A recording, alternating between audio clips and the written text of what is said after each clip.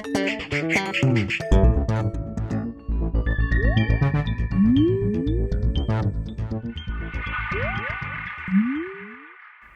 everyone, and welcome to The Vortex, where lies and falsehoods are trapped and exposed. I'm Michael Vorse.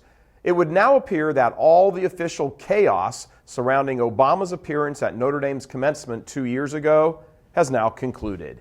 The 88 protesters who were arrested for peacefully demonstrating on Notre Dame campus were dubbed the ND88. Last week, they entered into an agreement with Notre Dame whereby the trespassing charges, what they were arrested for, were dropped in exchange for the group agreeing to not sue the university. In football terms, Notre Dame scored a touchdown on this, avoiding a protracted court case in which it looked as though Notre Dame could lose, and perhaps lose big. Was a big win for Notre Dame. Evidence discovered by the Notre Dame alumni group known as the Sycamore Trust seems to have proved that Notre Dame took a much more hardline stand with these pro-life protesters than other recent protest groups demonstrating, for example, for homosexual rights. But the much larger issue is this. The administration at Notre Dame, including President Father John Jenkins, are a group of hypocrites. They are hypocrites with just about everything related to the faith, and the pro-life issue is just an easy case to use as an example. Now, we've attached a link to the agreement between the protesters and the university right over here, and we highly recommend you read it for yourself. It amounts to a load of garbage and shameless self-promotion by the university hiding behind the church. 2 separate times in the agreement, the university falls back on religious-sounding language. Here's one, quote, "The purpose of this agreement is to provide a basis for reconciliation before God and a continuing dialogue between the university and clients," the Notre Dame 88. My foot. The purpose of this agreement for Notre Dame was to avoid losing their rear ends in court and getting a huge public relations black eye. Here's the other line, quote, "It is the university's position that reconciliation with its brothers and sisters in the faith will be much more promoted through this agreement." If you need to reach for an airsick bag, feel free. Notre Dame and Father Jenkins had 2 years, to reconcile with their brothers and sisters in the faith and refused every time. As a matter of fact, they treated them pretty dirty. Father Jenkins refused time after time to ask the South Bend prosecutor's office to drop the charges, lying by pretending that he had no role in the decision and Notre Dame couldn't influence that decision.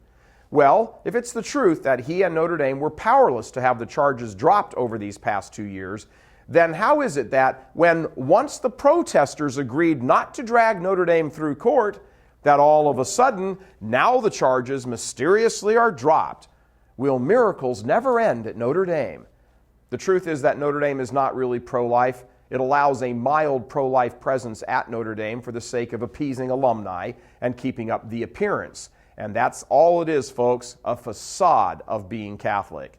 No school truly committed to the Catholic faith would have invited this baby-killing president to come to their campus in the first place, much less throw the seal of Our Lady's School over him as they gave him an honorary degree in law of all things. Neither would they have arrested 88 faithful, peaceful, rosary-praying Catholics for demonstrating at the university's, get this, diabolically inspired act. Yes, diabolical. Anything that perverts the faith is diabolical.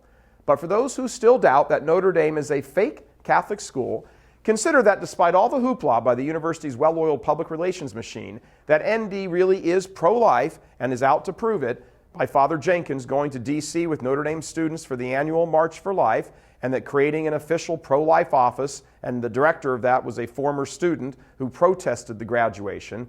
Considering all that hoopla, Notre Dame's faculty recently voted down a proposal in which, in essence, declared Notre Dame officially pro-life. And here's another whopper. The school just added a huge pro-abortion woman to its board of trustees. Her name is Roxanne Martino, and this woman has contributed almost $30,000 of her own money, $30,000 to the leading pro-abortion political group, Emily's List, whose sole function is to get pro-abortion women elected to office. The truth is that Notre Dame doesn't give a hoot about abortion or the Catholic faith, other than keep up the sham so as to milk its donors each year with nice glossy cards. depicting saints and Madonna images. Please. This is a school that, when the push comes to the shove, acts and behaves like any other secular, religiously indifferent institution.